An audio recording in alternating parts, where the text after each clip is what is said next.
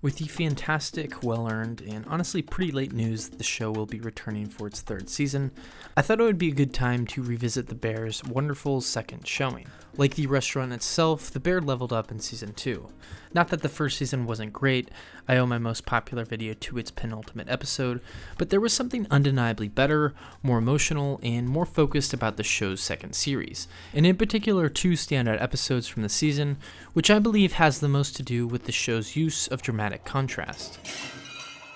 You can feel this effect on the more micro level from the moment the season starts with an uncharacteristically slow opening scene, which sees Marcus take his time in caring for his dying mother as he gets ready for work.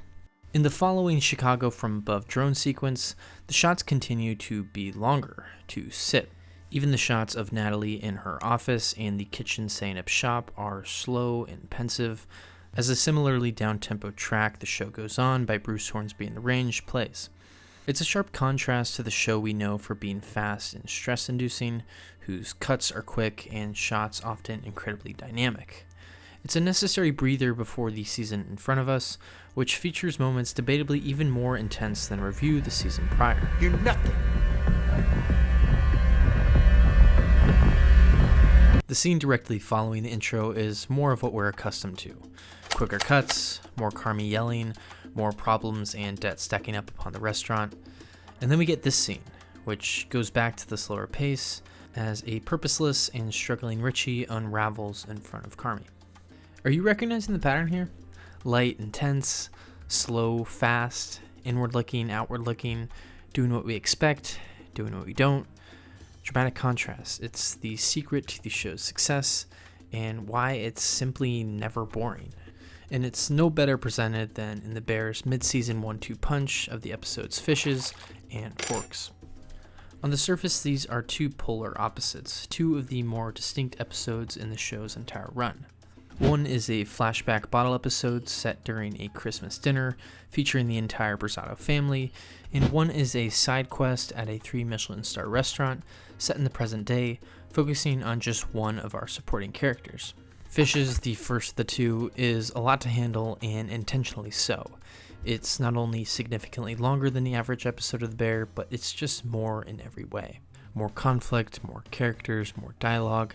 There's a lot of information and a lot the show wants you to experience and remember. Along with that, there's Bob Odenkirk, John Mulaney, Sarah Paulson, Gillian Jacobs, and Jamie Lee Curtis all guest starring. It's disorienting. Centering around a family dinner celebrating the Feast of 7 Fishes, the episode kicks off with a Brasato sibling pep talk in which each member promises not to add fuel to the fire of their mother Donna's emotionally unstable nature, with Natalie being sufficiently warned not to ask her mother if she is okay. With this efficient build-up and foreshadowing in place, the episode is primed to show us its worst. And it's glorious. You fucking piece of shit!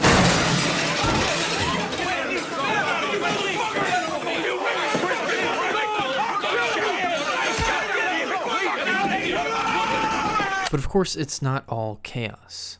1 hour of that would be literally impossible to sit through. The show wants us to wipe the sweat off our brow when the credits roll and say, that was a lot. They don't want us to say, this is too much, and not even make it to the climax of the episode.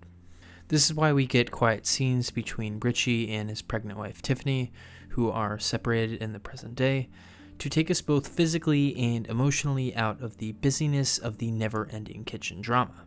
We get scenes like the heart-to-heart in the pantry between Carmy and Michael, where Carmy gives Michael his vision for the bear, which is tragic but sweet and tender. We get moments that are touching, like when John Mulaney's character Stevie has to give an impromptu toast to the table, in which he recalls the importance of compassion and understanding when dealing with your family, a sharp contrast to the content of the episode. We also get scenes that are purely comedic, a rare thing for the show, despite being categorized as a comedy drama and winning Best Comedy at the Emmys. The scene in which the Facts pitch Stevie their baseball card flipping idea is definitely the most I've laughed during the show by some margin. You got $500 on you? Do you like baseball cards? May I take those one at a time? Go ahead. I Do I have access to $500? Yeah. I absolutely do. Great. That's perfect. 43 That's years old. great. That's great. Good. The episode eventually reaches its boiling point at the dinner table when Natalie, just as she promised herself and her brothers she wouldn't do, asks her mom if she is okay, inciting an all-out shit show resulting in broken plates from Donna and a mentally ill Michael throwing his final fork at Uncle Lee, eventually culminating with Donna crashing her car into the dining room. Fishes argues that despite all the pep talks, heart-to-hearts, and heartwarming John Mulaney toasts, you can't change your family, and even more, you can't change yourself. And Forks says, fuck that, yes you can. The episode opens with Richie at an absolute low, sent by Carmi to intern at what is depicted as the greatest restaurant in the world, made up of a lot of talented people who really, really, really give a shit. The task, the role Richie is given, cleaning forks. This doesn't make him happy. On top of that, early in his internship, he also learns that his ex-wife is getting married, which, juxtaposed with the illustration of their relationship in the flashback episode, hits both him and us pretty hard in the stomach.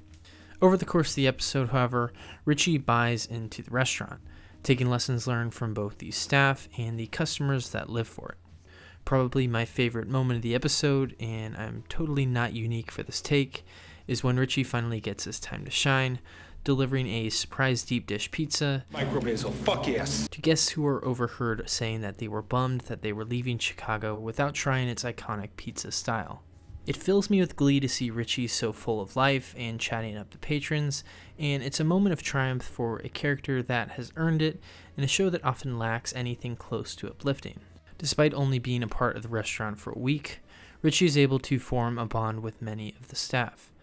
Garrett, Richie's minder, says that it was a drinking problem that led to the realization that he just likes being able to serve other people.